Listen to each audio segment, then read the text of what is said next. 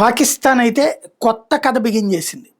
ఏంటయ్యా అంటే ఆహ్, ఇప్పుడు భారతదేశం కావాలని చెప్పి చేస్తోంది తప్పించి ఏం లేదు. మేమందరం చాలా శుద్ధపూసలం అన్నటువంటి కోణం. ఎట్ ద సేమ్ టైమ్ కాశ్మీర్‌లో ఉన్నటువంటి వాళ్ళే ఇదంతా ఘాతుకానికి పాల్పడ్డారు తప్పించి మాకేం సంబంధం లేదు. ఈవెన్ ఏదైతే ఆ పేరు చెప్పినటువంటిది తీవ్రవాద సంస్థ ఉందో అది కాశ్మీర్ రెసిస్టెన్స్ ఫ్రంట్ ఒరిజినల్‌గా వాళ్ళు కూడా కాదని చెప్పేశారు. లష్కరే తోయిబాని లాగారు. ఇయన్నీ మాకు సంబంధం లేదన్నట్టు. At the same time Pakistan ఏమంటుంది, మీరు మీ యాక్టివిటీ చేసుకోండి.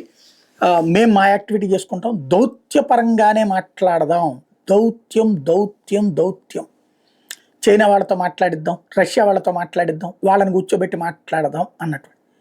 ఈ కథ భారతదేశానికి చాలాసార్లు తెలుసు. ఈ కథలకి పడిపోయేటటువంటి పరిస్థితుల్లో భారతదేశం లేదు. ఎక్కడ ఎప్పుడు ఎలా నొక్కాలో అది తెలిసినటువంటి స్థితిలోనే ఉంది.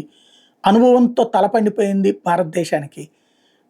అక్రమాలతో తలపండిపోయింది పాకిస్తాన్‌కి. కాబట్టి నెక్స్ట్ స్టెప్ ఏం జరుగుతుందో చూడాలి.